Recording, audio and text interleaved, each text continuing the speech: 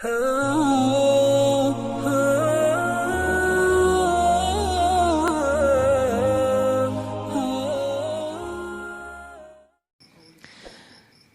anak-anak muda kota Bekasi yang dirahmati Allah, mudah-mudahan Allah Subhanahu wa taala mencatat semua nama kita yang ada di sini. Dan Allah pasti menunaikan janji yang pernah diucapkan Nabi, siapa yang menempuh jalan untukmu, maka Allah akan mudahkan untuk dia jalan mendapatkan jodoh. Salah.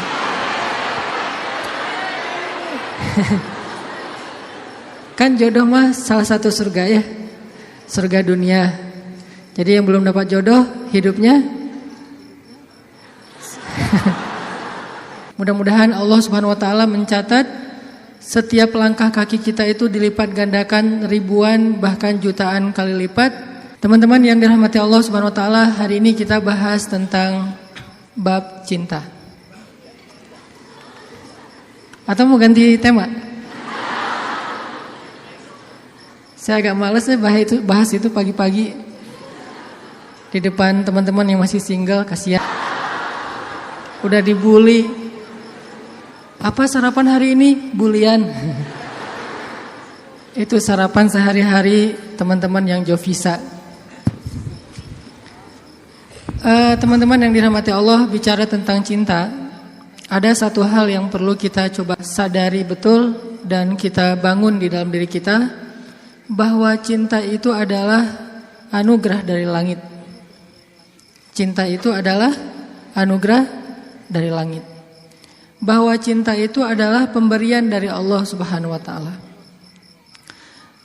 Dan gak mungkin Allah memberikan rasa cinta yang membuat seorang hamba bertambah dosa, itu gak mungkin. Yang menambah dosa, yang menambah kejauhan kita dari Allah Subhanahu wa taala pasti bukan cinta. Jadi kalau ada rasa yang buat kita gak khusyuk dalam sholat, pasti bukan cinta. Kalau ada rasa yang bikin kita jadi sakit hati, pasti bukan cinta.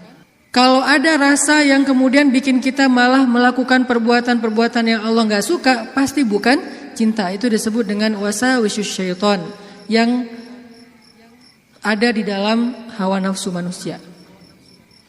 Sedangkan cinta semuanya berasal dari Allah Subhanahu wa taala. Dan cinta yang Allah titipkan kepada kita di antara hamba-hamba Allah di muka bumi, di langit dan seterusnya, itu cuma satu bagian dari 100 bagian cinta yang Allah simpan di dalam surga.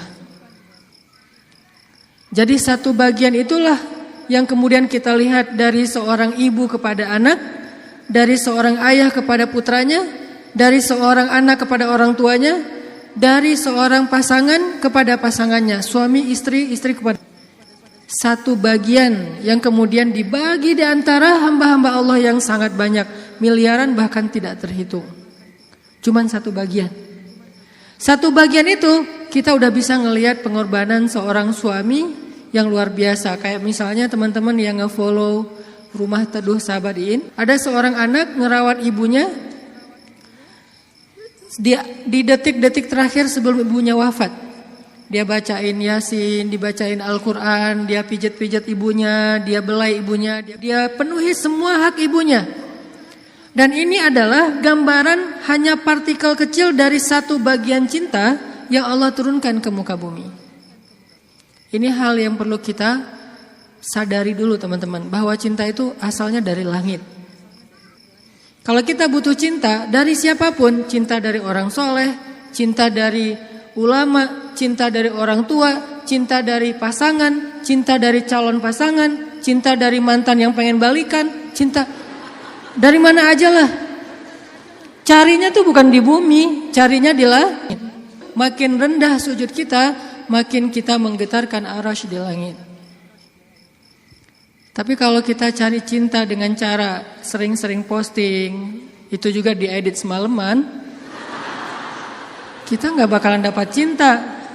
Kita dapatnya apa? Was-wasah, bukan cinta.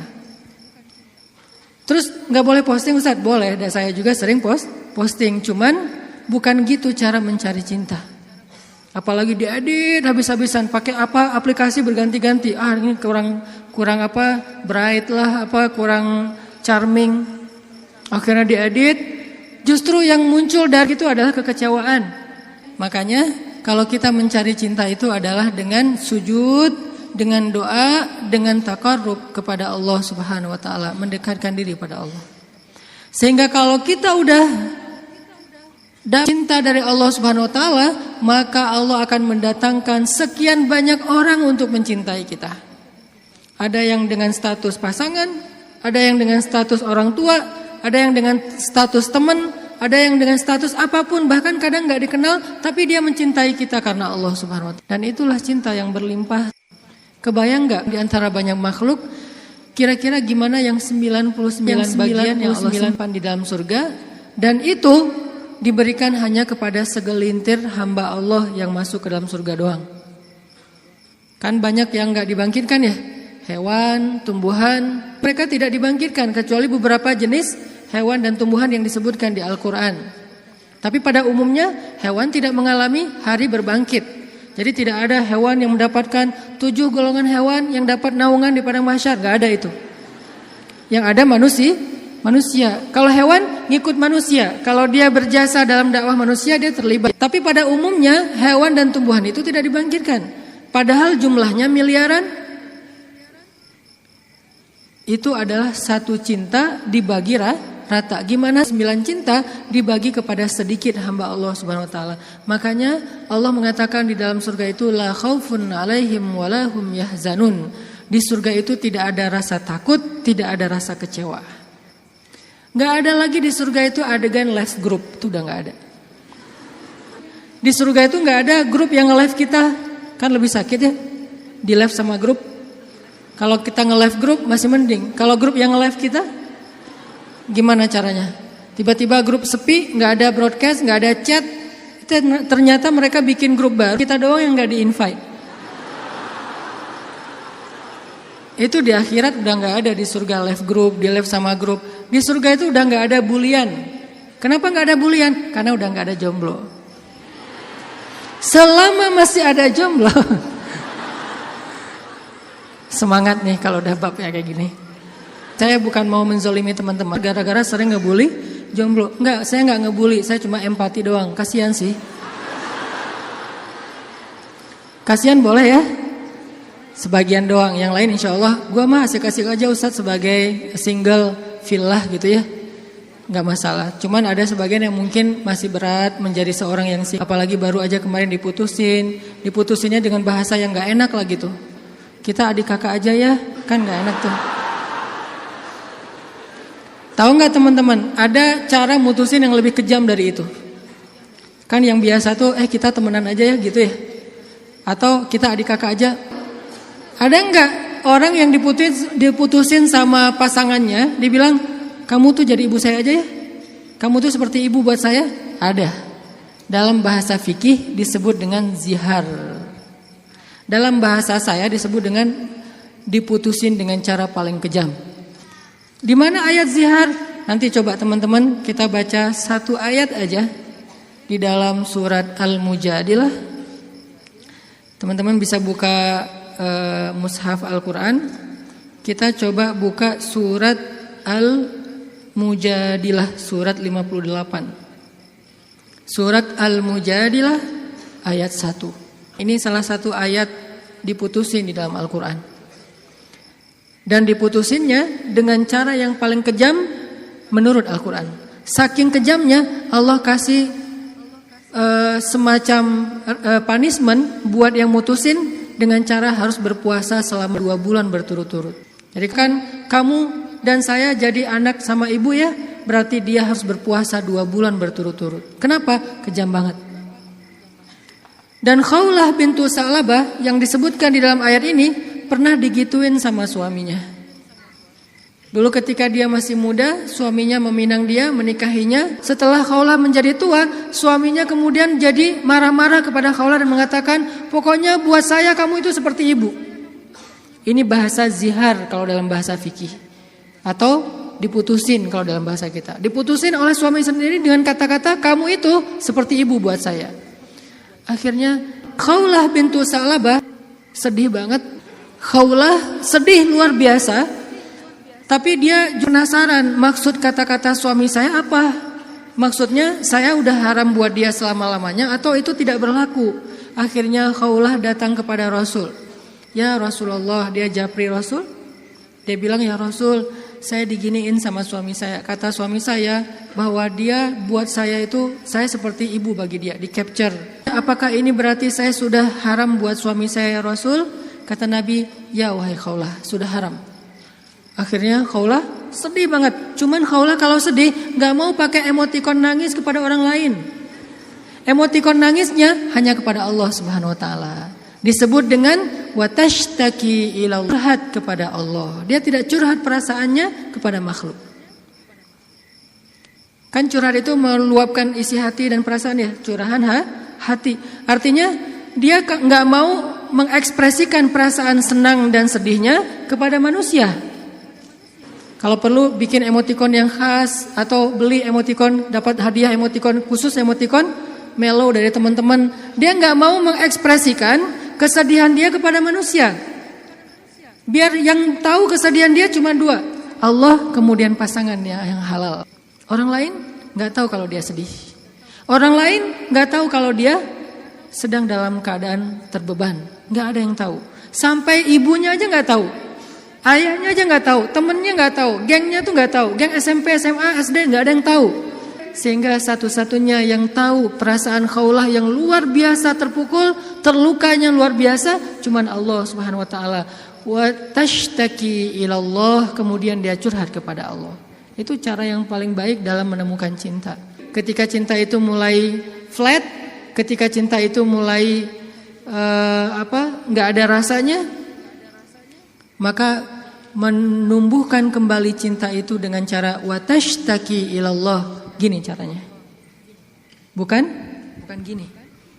Tapi hal yang paling baik untuk dia lakukan kalau dia pengen merefresh cintanya, menambah rasa cinta, dan itu gak hanya berlaku untuk pasangan, berlaku juga untuk teman, cinta karena Allah, berlaku juga kepada guru, berlaku juga kepada orang tua, berlaku kepada anak. Kalau kita ngerasa cinta kita mulai garing nih, mulai rasanya tuh hambar, maka yang kita lakukan watashtaki ilallah, minta kepada Allah Subhanahu Wa Taala. Karena dialah yang Allah titipkan, yang Allah kirimkan dalam hidup kita untuk kita luahkan semua rasa. Rasa bahagia, rasa cinta, rasa sedih, rasa kecewa. Semua ke dia, bukan ke orang lain. Kalau kita punya pasangan tapi rasa itu diungkapkan kepada orang lain, maka kita mencurangi pasangan kita.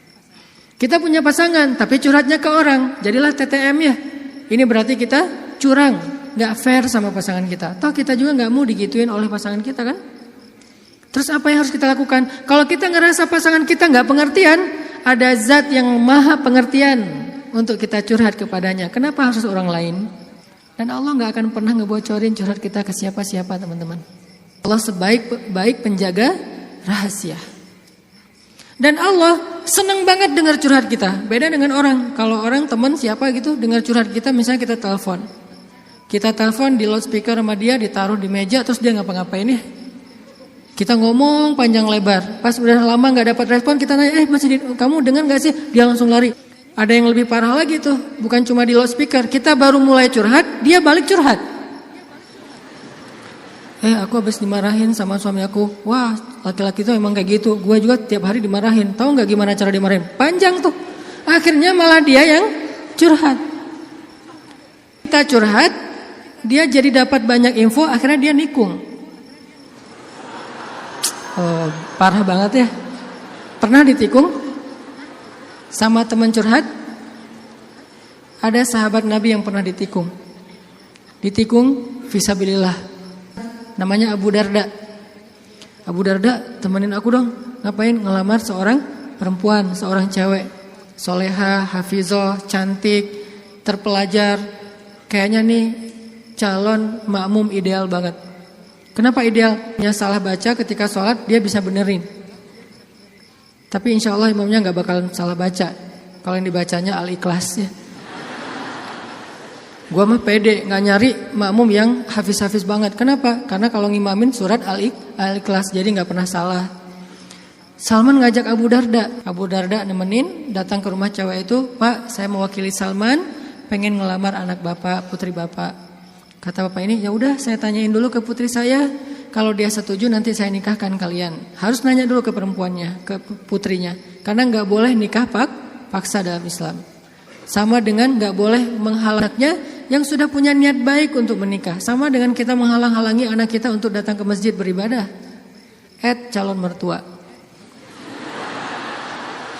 Nggak boleh menyusah-nyusahin anak kita yang pengen beribadah. Apa ibadahnya? Nikah. Bukankah nikah itu setengah dari agama? Selama itu kita perhatikan bukan sesuatu yang sangat beresiko, yang terlalu terburu-buru, ceroboh, maka biarkan mereka melihat kebesaran Allah Subhanahu wa taala di dalam rumah tangganya. Rumah tangga seperti usaha dibangun dari nol, tiba-tiba Allah kasih banyak kemudahan setelahnya. Udah selesai lamar, ditanya sama ayahnya kepada putrinya. Nak, gimana tuh ada satu orang cowok di depan ngelamar kamu? Yang mana? Itu yang Salman, yang orang Asia. Anaknya kemudian keluar ngintip. Ngintip bahasa kita stalking. Karena ada seorang perempuan dilamar, kemudian dia gak pede gitu. Dia bilang ke Rasulullah, ya Rasulullah, boleh gak kalau saya itu aib saya bahwa dia kepalanya ini rambutnya banyak yang sudah rontok karena penyakit. Kemudian dia bilang, boleh gak saya pakai rambut palsu atau saya tutup rambut saya dan saya gak kasih tahu ke siapa-siapa kalau rambut saya itu udah rontok. Kata Nabi, sampaikanlah. Jadi gak perlu diedit, gak perlu dibikin yang sekeren mungkin, tapi kemudian orangnya kecewa. Dia stalking, oh itu cowoknya. Kalau yang di sebelahnya itu Abu Darda, ya sudah. Akhirnya si cewek menerima lamaran, tapi bukan untuk Salman, untuk Abu Darda. Datang bapak itu. Alhamdulillah saya udah bicara dengan anak saya. Oh gimana Pak, Salman udah deg-degan gitu. Sabar ya Salman, ternyata anak saya belum berkenan untuk menikah dengan Salman. Oh nggak apa-apa Pak. Cuman anak saya ternyata ridho menikah. Oh apa-apa. Jadi nggak enak hati gitu kan. Aduh Salman, ini bukan saya loh yang minta, kan tadi kamu dengarkan saya ngomong apa. Kata Salman, udah biasa aja kali Abu Darda. Tapi saya nggak mau nikung kamu. Udah nggak apa-apa. Kan Allah menciptakan kita berpasang-pasangan. Masing-masing udah ada takdirnya. Akhirnya Abu Darda nggak enak banget. Si bapak juga terlalu vulgar. Harusnya kan biarin dulu mereka pulang di Japri ya. Abu Darda balik kan bisa ya. Abu Darda ditelepon gitu balik, mau ada yang diobrolin. Kenapa di depan Salman? Sehingga Salman jadi sedih. Enggak, ternyata mereka paham. Cinta mereka itu karena Allah Subhanahu wa taala. Kalau belum berjodoh berarti emang bukan itu cintanya. Dan mereka tidak akan memberikan hatinya karena hati itu satu-satunya organ di datu yang paling berharga. Dan dia enggak akan ngasih kecuali kepada orang yang sudah berakad. Saya terima nikahnya, dan kemudian dikatakan oleh saksi sah. Kecuali saksinya mantan, itu gak bakalan sah. Saya terima nikahnya. Gimana saksi? Belum. Oh ya, ulangi lagi. Udah 100 kali, belum aja. Kenapa? Saksi gak bisa move on. Yang lebih berat tuh bukan saksinya yang mantan, KUA-nya yang mantan. Tuh parah tuh. Ini kenapa ya persyaratan gak ada yang lengkap ya? Semuanya persyaratan kurang aja gara-gara KUA-nya adalah mantan. Nauzubillah lah ya. Kan pernah viral tuh di Instagram yang seseorang ngelakuin kriminal kemudian disidang. Kebayang gak sih pas lagi disidang gitu ternyata ketua majelis hakimnya itu mantan kita. Wah, jadi kamu setelah putus dari aku jadi gini? Iya, aku gak bisa hidup lagi tanpa kamu. Ya udah apa? Kamu saya vonis menikah dengan saya. Gak penting juga. Nah akhirnya kita balik lagi ke cerita Khawlah. Khawlah curhat kepada Allah. Ketika ada masalah, Khawlah bilang, ya Rabbi ilahi. Dia curhat, dia nangis, dia habis-habisan hanya di hadapan Allah saja. Ketika di hadapan manusia, dia gak mau menunjukin dirinya lelah di hadapan manusia. Dia gak mau menunjukin dirinya fragile di depan manusia. Dia hanya menunjukkan kelemahan dirinya di hadapan Allah. Allah ilahi, saya fakir sedangkan engkau maha kaya.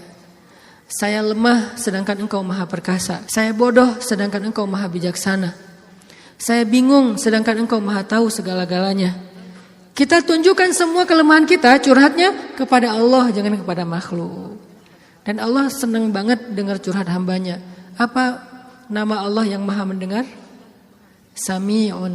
Allah itu gak pernah lelah mendengar curhat, doa, dan semua isi hati hamba-hambanya ketika mereka berbicara kepada Allah. Ya Allah, ya Allah. Setiap hari kita berdoa kepada Allah dengan doa yang sama, Allah gak pernah bosan. Makanya Allah As-Sami', yang maha mendengar.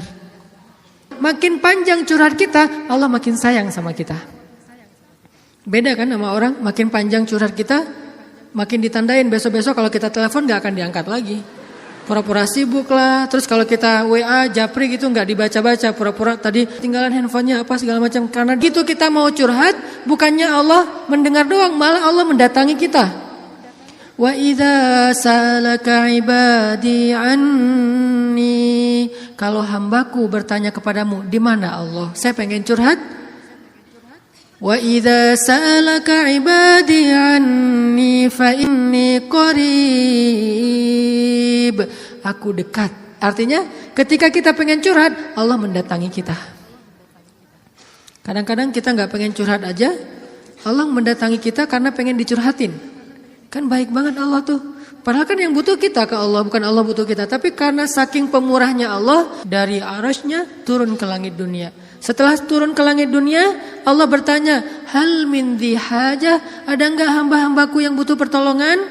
Allah manggil-manggil kita tuh di langit dunia tuh. Allah manggil-manggil kita, kita tidur. Ilfil enggak Allah? Besok datang lagi. Hal min dhi hajah, ada enggak hamba-hambaku yang butuh pertolongan? Masih tidur. Ilfil enggak, besok datang lagi. Dan itu berlaku dari sejak Allah menciptakan manusia sampai hari kiamat. Gak pernah Allah ilfil sama kita. Inilah tempat curhat yang paling baik. Hanya ada dua. Satu kepada Allah, kedua kepada pasangan. Kalau tidak ada pasangan, bolehlah sesekali kepada orang tua. Tapi kadang-kadang harus dibatasi juga. Karena ada hal-hal yang kalau kita sampaikan kepada orang tua, pasangan kita gak ridho. Ketika kita ngomongin ke ibu kita, mungkin pasangan kita menjadi malu karenanya. Masalah nafkah mungkin. Kan itu harga diri suami banget ya. Kalau seorang istri kemudian curhat ke ibunya, ya AA ngasihnya kurang terus setiap bulan. Kan dia jadi malu nih. Ada hal-hal yang suaminya akan malu dan gak rela. Terus kepada siapa yang insya Allah suami kita gak malu? Kepada Allah. Ya Allah, suami saya ngasih nafkah kurang terus, udah berapa bulan? Saya sih berharap gak usah banyak-banyak ya Allah, 30 juta aja sebulan. Ini masih kurang 29 juta, kurang sejuta curhat ya. Karena suami kita juga curhatnya ke Allah. Ya Allah, saya pengen nambahin nafkah buat istri saya. Ya Allah, ya Allah, ya Allah. Dua-duanya curhat nih. Kalau perlu curhatnya sambil pegangan tangan, kan seru tuh. Coba kalau masih sendiri, pegangan tangan siapa? Gini-gini. Mana ya tangan? Kalau sholat tahajud berdua sama sendiri. Kalau sendiri yang banguninnya alarm, nggak enak banget tuh. Ring, apa sih berisik? Tapi kalau udah berpasangan, yang banguninnya suara lembut. Kang, bangun. Akhirnya makin tidur. Ini tapi bukan fikih ya. Ini iseng-isengan saya doang nanya ke istri saya. Yang. Kalau kita sholat tuh boleh gak sih gandengan? Istri saya nanya, gandengan gimana? Jadi kita tengah malam tuh nanya kayak gituan. Gandengan gimana? Gini, jadi kita takbir terus... Boleh gak sih kayak gitu? Nanya ya. Tapi kalau deketan boleh kan? Boleh. Ya udah deketan lagi dong. Lagi sah. Bisa gak ngomong kayak gitu ke teman kos-kosan? Deket lagi dong. Bahaya. Makanya teman-teman curhat sama Allah SWT. Analogi dan contoh kasusnya mungkin masalah cinta dengan pasangan ya. Tapi moral of the story-nya itu bisa kita pakai dalam apa aja. Karena kita punya masalah bukan cuma dengan pasangan, bukan cuma dengan teman, tapi kita punya masalah dalam pekerjaan, dalam apa aja. Pokoknya mau curhat ke langit. Karena Allah selalu menunggu kita curhat. Yang di seluruh bumi juga makhluk-makhluk Allah selain jin dan manusia, setiap hari berdoa kepada Allah. Masa kita enggak mau berdoa? Kulla yaumin huwa fi sya'n wa la ya'uduhu hifdzuhuma. Curhat sama Allah. Akhirnya Khawlah udah selesai datang ke Nabi. Kalau bahasa kita kayak ngejapri ke Nabi gitu. Nabi bilang, kamu sama suami kamu sudah haram selama-lamanya. Karena zihar itu adalah tradisi Arab jahiliyah. Kamu buat saya seperti ibu. Itu tradisi Arab jahiliyah yang gak baik banget. Sangat-sangat tidak adil kepada perempuan. Jadi ini salah satu ayat bukti bahwa Al-Quran itu benar-benar turun untuk mengangkat kehormatan perempuan. Karena tradisi Arab jahiliyah, kalau dia udah mulai bosan sama istrinya, langsung dia ceraikan seumur hidup. Kenapa seumur hidup? Biar gak dapat waris, biar gak ada tanggung jawab apa-apa, nafkah segala macam. Kan curang banget kan? Dinikahi ketika muda, pas udah tua diceraikan tanpa ada harapan warisan dan nafkah lagi selama-lamanya. Ternyata Khawlah gak berhenti dengan bertanya kepada Nabi doang. Dia minta kepada Allah. Tadinya gak ada loh fikih zihar di dalam Islam tuh gak ada. Gak ada syariat hukum tentang bab zihar di dalam Islam. Baru ada setelah Khawlah curhat. Jadi bisa dibilang beberapa syariat Islam itu muncul hasil dari curhat-curhat para hamba. Apa arti Al-Mujadilah? Perempuan yang sedang curhat. Ini surat curhat di dalam Al-Quran. Akhirnya turun ayat. Allah sudah mendengar pembicaraan kalian berdua. Allah tahu banget isi japri-japrian kalian. Kemudian Allah mengatakan zihar itu adalah dosa besar. Dan orang yang melakukan zihar tidak berlaku untuk istrinya. Tapi dia wajib menebus dosa itu dengan cara berpuasa 2 bulan berturut-turut. Suami dari Khawlah orang yang sudah sangat tua. Nabi panggil dia ke sini. Akhirnya sahabat nyari-nyari dia, dipanggil ke rumah Nabi. Kemudian Nabi mengatakan, sudah turun ayat tentang masalah kamu dengan Khawlah. Allah gak redha dengan apa yang kamu lakukan kepada Khawlah. Akhirnya dia dimarahin sama Nabi. Kemudian dia mengatakan, ya Rasulullah, saya sadar, saya insaf, saya taubat. Terus gimana menebusnya ya Rasul? Kata Nabi, berpuasalah 2 bulan berturut-turut. Dia bingung. Rasul, saya ini laki-laki yang sudah tua. Jangankan 2 bulan berturut-turut, sehari aja batal. Gak boleh batal sehari aja gak boleh. Kalau batal sehari gak bisa besok dilanjutkan, gak bisa. Langsung mulai dari nol. Ya Rasul, saya puasa sehari aja gak kuat, gimana 2 bulan? Rasul mengelus dada kemudian mengatakan, ya udah kalau gitu beri makan 60 orang miskin. Ya Rasul, gak ada orang yang lebih miskin di daerah sini daripada saya. Akhirnya Nabi ngambil beberapa karung korma, dikasih ke dia, ngasih makan ini untuk keluargamu. Ini juga menjadi dalil gimana Islam itu agama yang sangat-sangat toleran. Allah pengen memudahkan kalian, Allah gak pengen menyusahkan kalian. Semua syariat Islam itu adalah memudahkan kita, gak ada yang menyusahkan kita. Semua syariat Islam itu gampang, simple, mudah, gak ada yang susah. Salah satunya adalah menikah, itu mudah banget. Mana Ustadz? Buktinya masih banyak yang masih single. Berarti bukan Allah yang menyusahkan pernikahan, calon mertua tuh. Nah Allah mah memudahkan kan ya. Bayangin pernikahan itu kan simple ya. Akad nikah sederhana kan. Yang cuman saya nikahkan putri saya terima putri bapak dengan mahar sekian dibayar tunai, sah. Akhirnya berubahlah status, berduaan apalagi dan seterusnya apalagi dosa aja isinya. Sekarang berubah. Memandang aja berpahala. Apalagi ya. Memandang aja berpahala, kebayang gak tuh? Memandang pasangan itu sama kayak memandang Ka'bah. Duduk sambil ngeliatin Ka'bah itu pahalanya kayak 2 rakaat sholat loh. Sholat mutlak. Berarti memandang istri yang lagi rempong sama dengan 2 rakaat sholat mutlak. Baru memandang gimana menyentuh, gimana mengecup keningnya, gimana memeluknya, gimana dan gimana. Ibadah sholat mudah banget, gak bisa berdiri, duduk. Gak bisa duduk, berbaring. Gak bisa sholat tepat waktu, dijamak. Gak bisa menjamak, dikosor, dikodok. Kenapa dikodok? Soalnya ketiduran. Yang penting jangan istiqomah. Masa mengkodok istiqomah ya? Jam 9 pagi, sholat apa itu? Kodok subuh. Sekalian dijamak dengan duha. Istiqomah, udah setahun kayak gitu. Nah ini. Kayak misalnya kita pulang malam, belum isya nih. Tadi pas isya, pas lagi di jalan macet-macetan, sampai di rumah capek banget, mandi segala macam, makan, akhirnya ketiduran. Lupa kalau kita belum salat isya, bangun-bangun subuh, oh iya ya semalam saya belum isya. Gak apa-apa, lakukan ketika kita ingat. Karena itu lupa atau gak sadar atau gak tahu ilmunya. Balik lagi, akhirnya Allah turunkan ayat untuk ngebela Khawlah bintu Sa'labah. Kenapa? Curhat kepada Allah. Jadi butuh cinta. butuh ditambahkan rasa cinta, butuh diharmoniskan perasaan cintanya, minta kepada Allah karena cinta itu dari Allah Subhanahu wa taala, bukan dari makhluk. Hati kita itu ada di antara jemarinya Allah, ada di dalam genggamannya Allah. Kadang-kadang kita sendiri nggak berkuasa untuk nolak apa yang diinginkan oleh hati kita sendiri loh. Dan saya ngebuktiin banget, saya sering bilang saya itu bukan tipe istri saya banget. Ada 4 hal yang istri saya nggak mau, 4-4-nya ada di saya. Ketika sebelum ketemu saya, pokoknya saya nggak mau ini, aduh nggak mau banget deh, nggak banget deh. Makanya jangan gampang nyumpahin ya. Nanti malah dikasih seperti yang kita sebutin. 4 hal yang saya nggak pengen banget ada suami saya yang 4 ini, ternyata pada diri saya ada 4-4-nya. Ya Allah, tundukkanlah hatinya untukku, ditundukkan.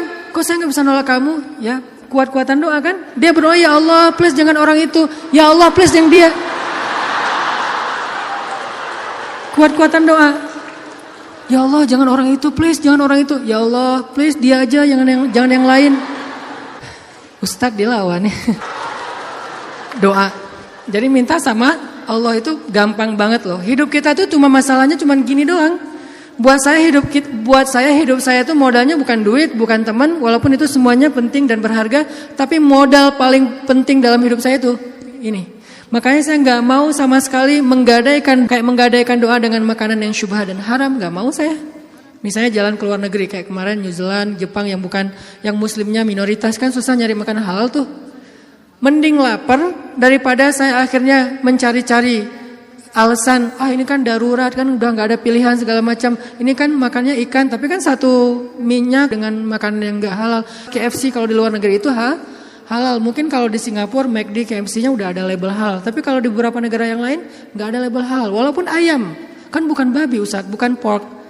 Tapi kan dia nggak disembelih dengan nama Allah. Saya nggak mau. Pengen ngerasain gimana ya rasanya ayam goreng di mana gitu, ayam kriuk di mana, beda dengan di Indonesia. Tapi kan itu bahayanya bukan masalah hal haram, menggadaikan doa kita. Begitu kita makan, kenyangnya cuma sebentar, nanti juga udah lapar lagi, tapi doa kita ditolak 40 hari 40 malam.